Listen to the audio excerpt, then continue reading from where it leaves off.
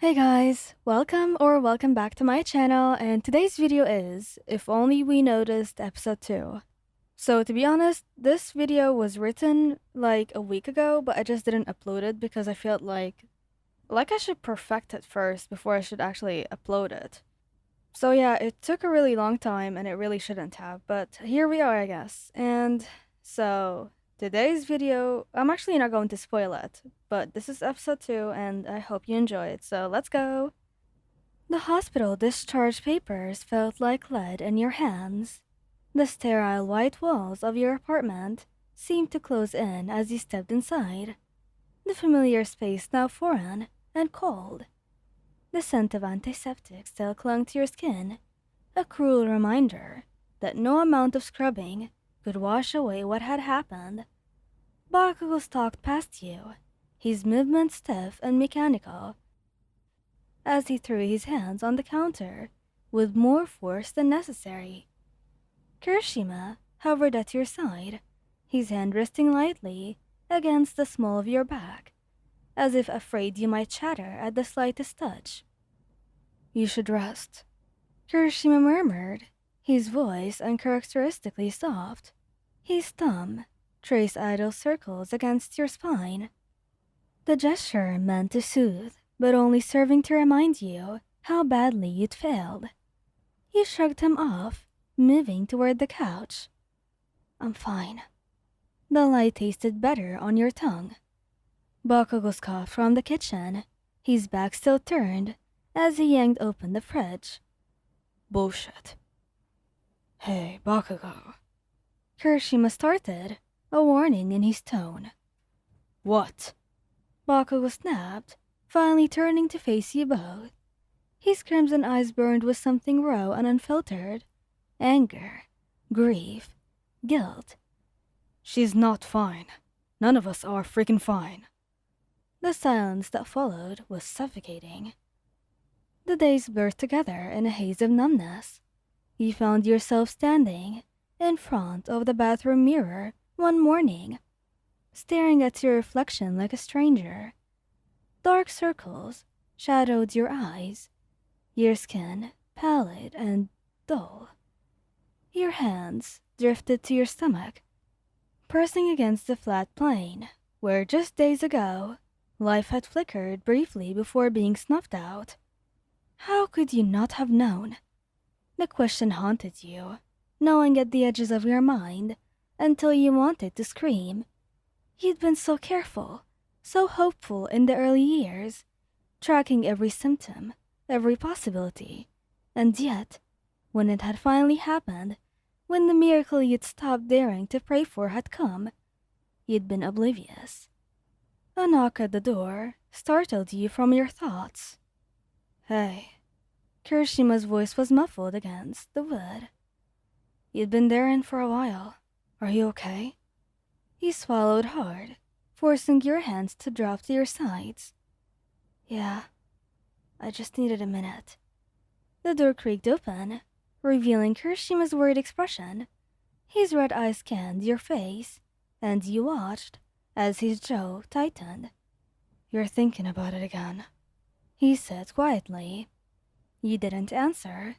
He stepped forward, his hands reaching for yours. It wasn't your fault, Wyan. Then whose fault was it? You whispered, your voice breaking. I should have known, Ichiro. I should have.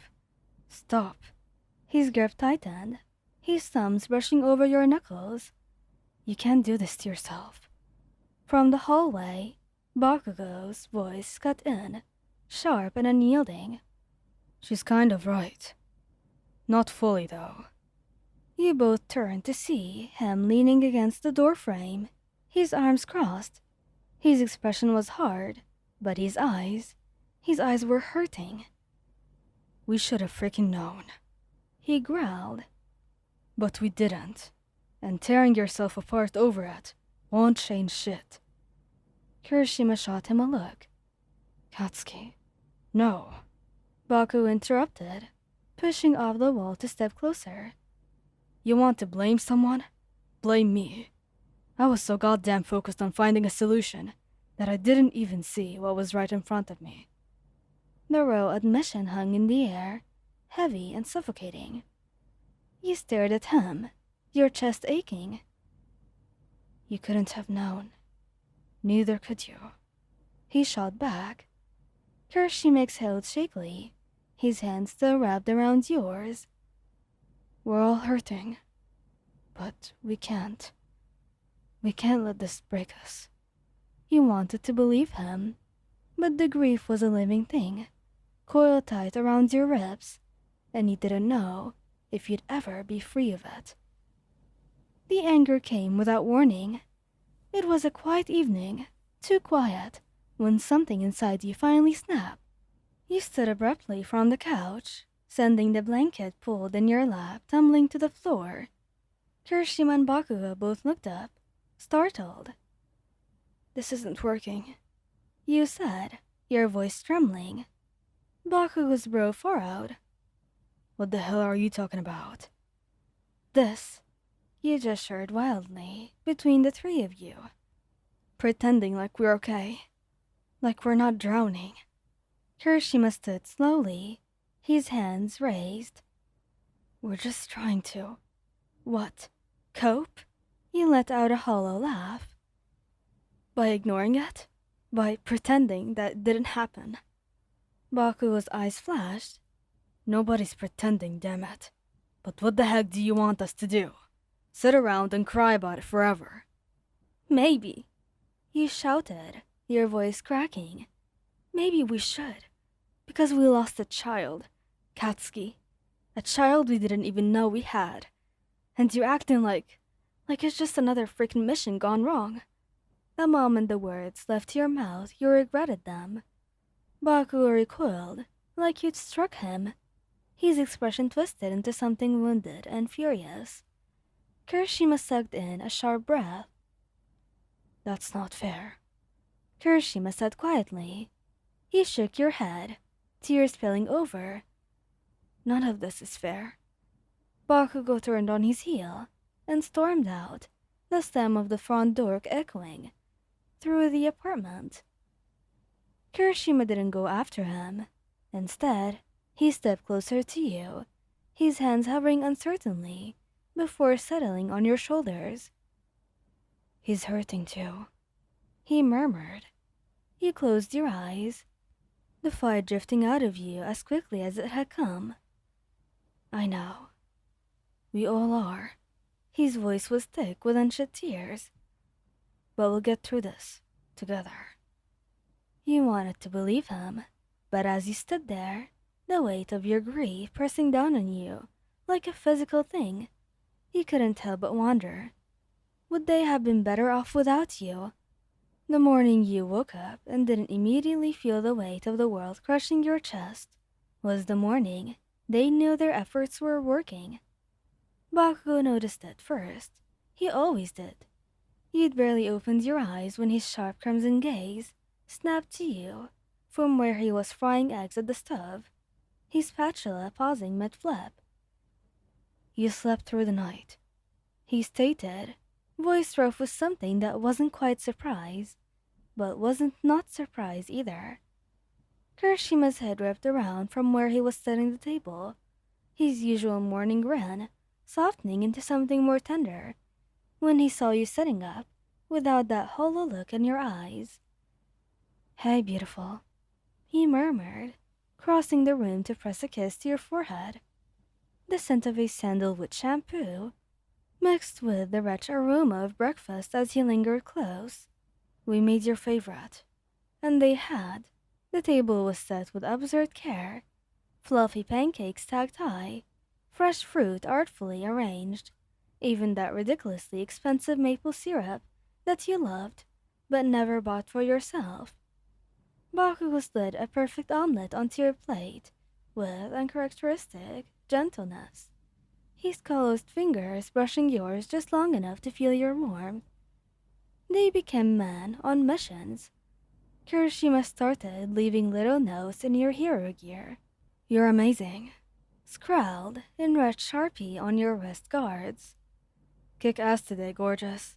Tucked into your boot, He'd show up at your agency unannounced with lunch, his booming laugh drawing smiles from your coworkers as he dramatically recounted patrol mishaps. Hey, and then this kid couldn't have been older than 5, looks me dead in the eyes and says, Red Riot sucks. Kirishima threw his hands up as he snorted into your ramen.